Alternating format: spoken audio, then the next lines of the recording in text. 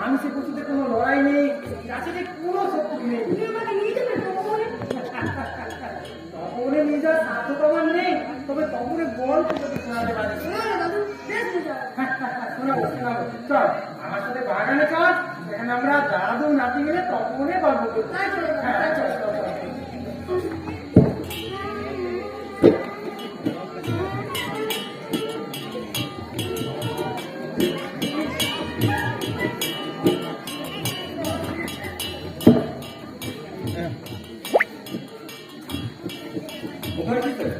এটা একটা দারুণ প্লট। আপনার কারখানা করার জন্য এটা আদর্শ জায়গা। ঠিক বলেছেন আনন্দ। শিলিগুড়ি যাওয়ার পথেই বাগানবাড়ি এলাকাটা দেখতে দেখতে বিষয়টা আমার মাথায় আসে। তবে যাই বলুন, সরকারের কাছ থেকে জমিটা আপনি যে 100 বছর লিজ নিতে পেরেছেন, এটাও কিন্তু কম কৃতিত্বের নয়। কাজে ব্যাপারটা সহজ ছিল না। অনেক ব্যবসায়ীরই তো নজর ছিল জমিটার উপর।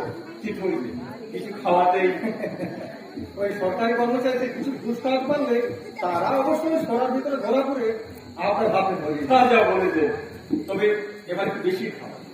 আচ্ছা মুখার্জি বাবু, এই যে সামনে যে বাগানটা দেখছেন না, এটাতে তো অনেক গাছ আছে, বেশ দামি গাছও আছে, অনেক গাছও আছে।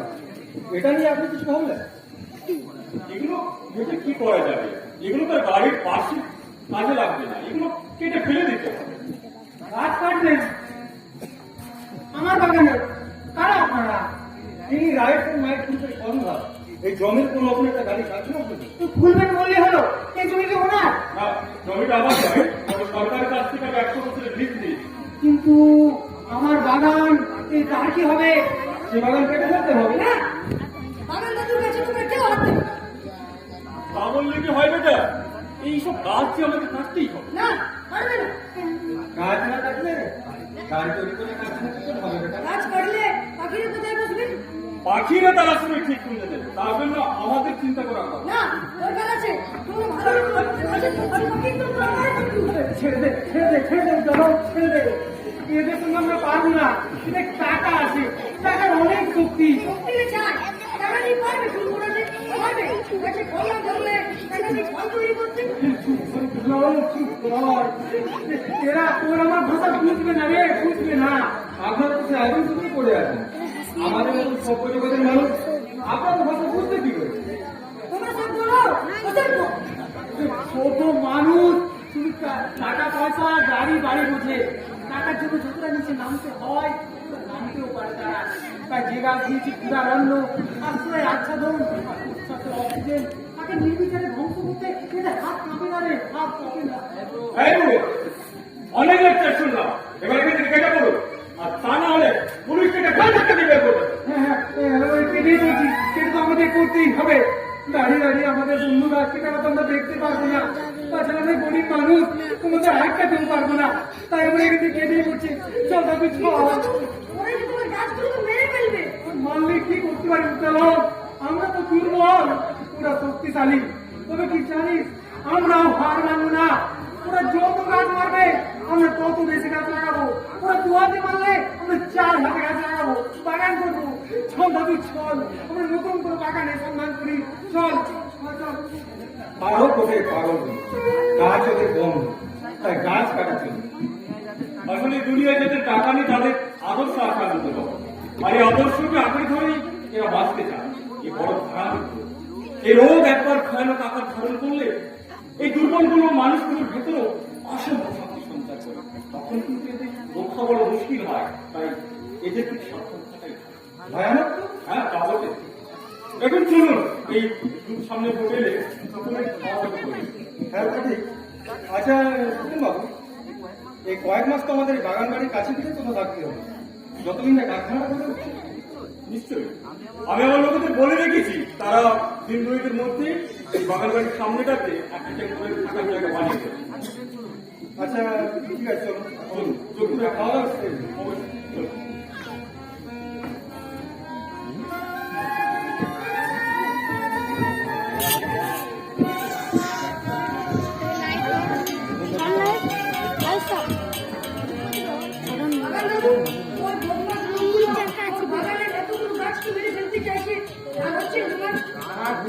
ভাই কষ্ট হচ্ছে, ওই লোকগুলো বড় ফল থাকলে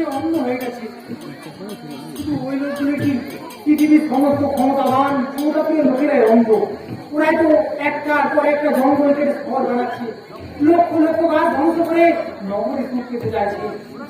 কিন্তু ওরা কি জানে কি বিপদ ডেকে আনছে পৃথিবীর বুকে? জানলেও সেখানে ভাবতে নারাজ ওরা। ওদের চাই তাৎক্ষণিক মুনাফা। দাদু, তুমি কি কিছুই করবে না? এমনি ছেড়ে দেবে। তোমার বাগানের জন্য তুমি কিছুই করবে না। কি করতে পারি তারা?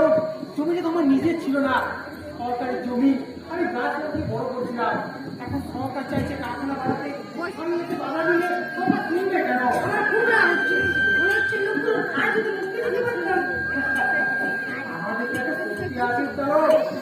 আমরা মানুষ, মানুষের কি লোকে ভালো মুক্ত পায়? এটা তো ভূতে। সত্যি দাদু, আমি যদি বুঝতে পারতাম, বেশ হতো। এই দেখ, ওখানে এদিকে আসছে। আমি চাই না আমাদেরকে আমরা এইভাবে দুঃখ বুঝে দিলে প্রচুর মজা পাবে। সবাই মানুষের দুঃখে অবুধ হয়। চল, আমরা ওখানে দাঁড়িয়ে পড়ি। ওরা ফিরে গেলে পরে আমরা এই পথ দিয়ে যাবো। কোথায় গেলে দাদু? এই ভূতেদের সঙ্গে সভা পরামর্শ করতে। এখন চল চল চল চল।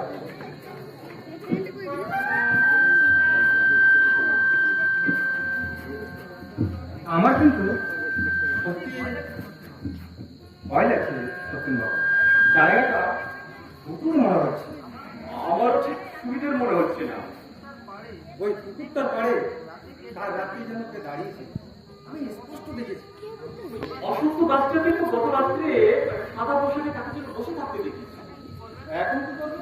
সেটাই তো, কারখানা করবো বলে জমিটার উপর এতগুলো টাকা খসিয়েছি, সেটাও তো দিতে পারে না। কিন্তু ওই ভূত, সেটাই তো আনন্দ বাবু।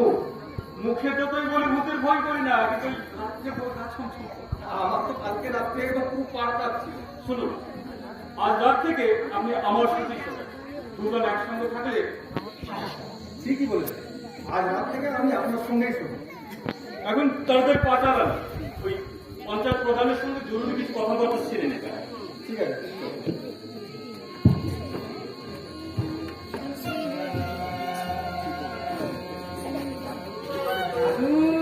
কি বুঝলে?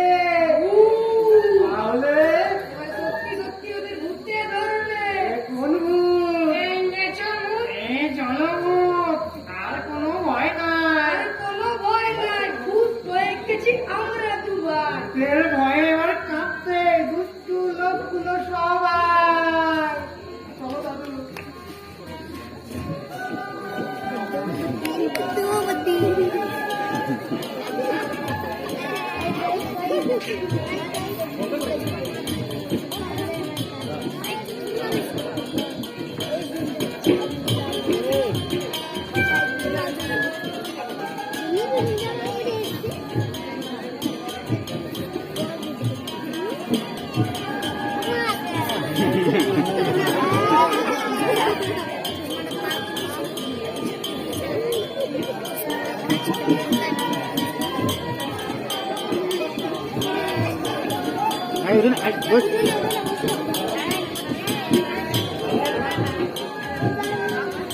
এইবারে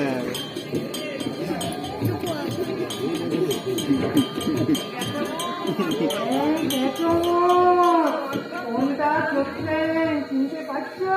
তো চিনে কি হবে? তোমার দুটো আড়াই ঘাড়া মাছ খাই। কি বলা যায়?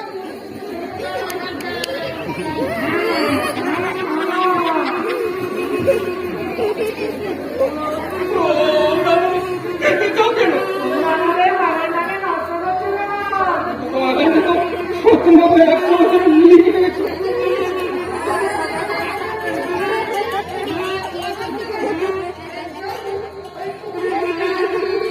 বাগানটা কেটে ফেললে আমাদের ঘর নষ্ট হবে। ছেড়ে দাও। কারখানাগুলো ফেরত দিয়ে আনলে কলকারখানাটা নষ্ট হবে।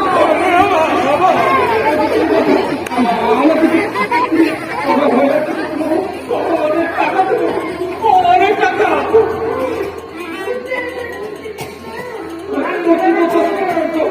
তবে তোমরা কি পেলে খুশি হবে? হ্যাঁ, ওরা এখান থেকে পালাক, তাহলে আমরা বুঝতে পারবো।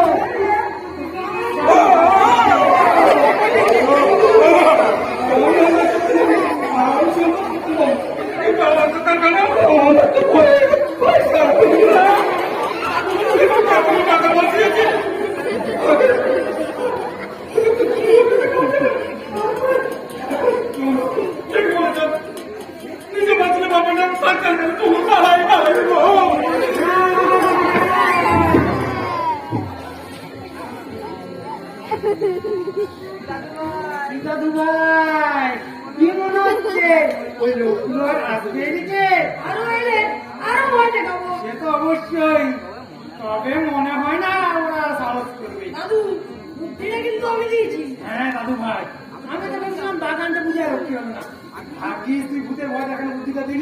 থেকে যে গাছ কাটবে গাছের ডাল ভাঙবে আমরা তাকেই ভূত হয়ে ভয় দেখাবো। হ্যাঁ, ঠিক বলছিস দাদু ভাই, ঠিক বলছিস। মানুষ হয়ে আমরা যা পারিনি ভূত হয়ে তা সহজেই করতে পারবো। আর কেউ আমাদের কাছে হাত দিতে পারবে না। বেশ মজা হবে না দাদু? তা তো হবে।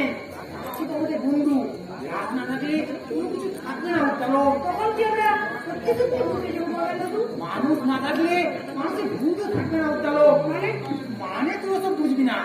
সব মানুষ মারা গেলে সব ভূতও মারা যাবে। তাহলে তাহলে আর কি, যাতে সব মানুষ না মারা যায় তাই যারা গাছ কাটবে, ডাল ভাঙবে, ফুল ছিঁড়ে নষ্ট করবে, তাই আমরা ভূত দেখিয়ে ভূত হয়ে ভয় দেখাবো আর গাছকে রক্ষা করবো।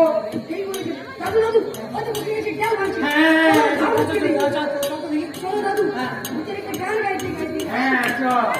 আমরা দাদু নাতি দু ভাই দেখো ভূত চলো ভূত দু ভাই আমরা কাউকে মারি না কাউকে ধরি না কেবল ছেলে গাছে শত্রু গাছ কাটে ডাল ভাঙে